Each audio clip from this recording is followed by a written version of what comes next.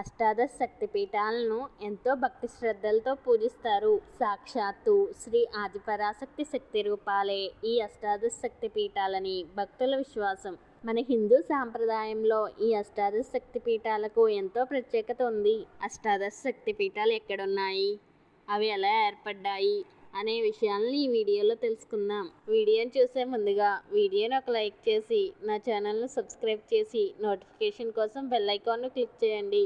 ఒకప్పుడు దక్షుడు బృహస్పతి యాగం చేయాలనుకుని అందరినీ ఆహ్వానిస్తాడు. కానీ తనకు నచ్చని శివుడిని పెళ్లి చేసుకుందనే కోపంతో కుమార్తె సతీదేవిని అల్లుడిని పిలవడు.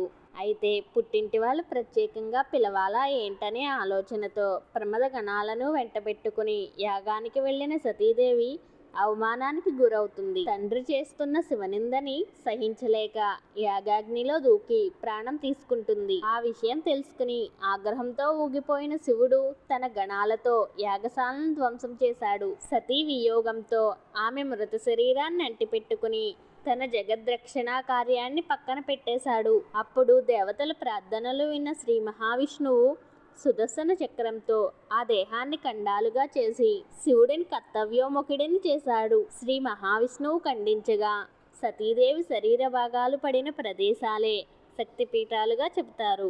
అష్టాదశ శక్తిపీఠాల్లో మొదటిది శాంకరీదేవి. ఈ శాంకరీదేవి ఆలయం శ్రీలంకలో గల ట్రింకోమలి అనే ప్రదేశంలో ఉంది.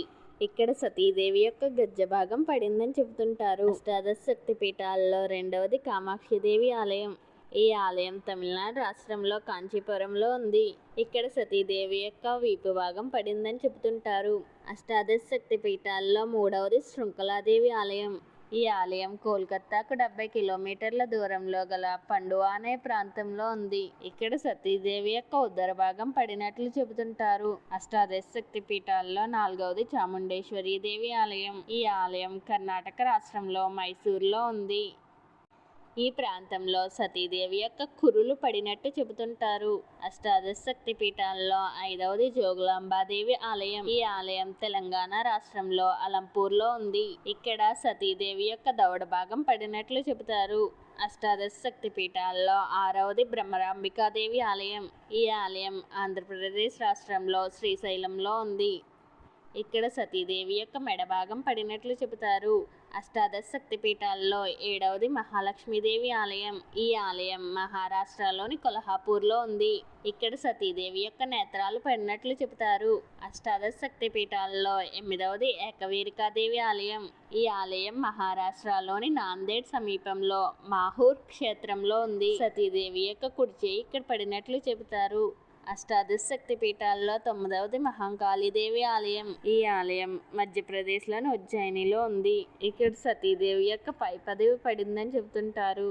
అష్టాదశ శక్తి పీఠాల్లో 10వది పురుహుతికాదేవి ఆలయం. ఈ ఆలయం ఆంధ్రప్రదేశ్ రాష్ట్రంలో పిఠాపురంలో ఉంది. ఇక్కడ సతీదేవి యొక్క పీఠ భాగం పడినట్లు చెబుతుంటారు. అష్టాదశ శక్తి పీఠాల్లో 11వది గిరిజాదేవి ఆలయం. ఈ ఆలయం ఒరిస్సా రాష్ట్రంలో జాజ్పూర్లో ఉంది. ఇక్కడ సతీదేవి యొక్క నాభి భాగం పడినట్లు చెబుతుంటారు. అష్టాదశ శక్తి పీఠాల్లో 12వది మాణిక్యాంబాదేవి ఆలయం. ఈ ఆలయం ఆంధ్రప్రదేశ్ రాష్ట్రంలో ద్రాక్షారామంలో ఉంది. ఇక్కడ సతీదేవి యొక్క ఎడమ చెంప పడిందని చెబుతుంటారు. అష్టాదశ శక్తి పీఠాల్లో 13వది కామరూపాదేవి ఆలయం. ఈ ఆలయం అస్సాంలోని గౌహతి పట్టణంలో ఉంది. ఇక్కడ సతీదేవి యొక్క యోని భాగం పడినట్లు చెబుతారు. అష్టాదశ శక్తి పీఠాల్లో 14వది మాధవేశ్వరి దేవి ఆలయం. ఈ ఆలయం ఉత్తరప్రదేశ్ లోని ప్రయాగ్రాజ్ లో ఉంది. ఇక్కడ సతీదేవి యొక్క కుడి చేతి వేళ్లు పడినట్లు చెబుతారు. అష్టాదశ శక్తి పీఠాల్లో 15వది వైష్ణవీదేవి ఆలయం. ఈ ఆలయం హిమాచల్ ప్రదేశ్లోని జ్వాలాముఖిలో ఉంది. ఇక్కడ సతీదేవి యొక్క నాలుక పడిందని చెబుతారు. అష్టాదశ శక్తి పీఠాల్లో 16వది మంగళగౌరీదేవి ఆలయం. ఈ ఆలయం బీహార్లోని గయా ప్రాంతంలో ఉంది. ఇక్కడ సతీదేవి యొక్క స్తనాలు పడినట్లు చెబుతారు.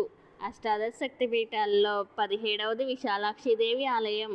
ఈ ఆలయం ఉత్తరప్రదేశ్లోని వారణాసిలో ఉంది. ఇక్కడ సతీదేవి యొక్క చెవి భాగం పడిందని చెబుతారు. అష్టాదశ శక్తి పీఠాల్లో 18వది సరస్వతీదేవి ఆలయం. ఈ ఆలయం పాక్ ఆక్రమిత కాశ్మీర్లో శారదా అనే ప్రాంతంలో ఉంది. ఇక్కడ సతీదేవి యొక్క కుడి చేయి పడిందని చెబుతుంటారు. ఈ వీడియో కానీ మీకు నచ్చితే ఇలాంటి మరిన్ని వీడియోల కోసం నా ఛానల్ని ఫాలో అవుతూ ఉండండి.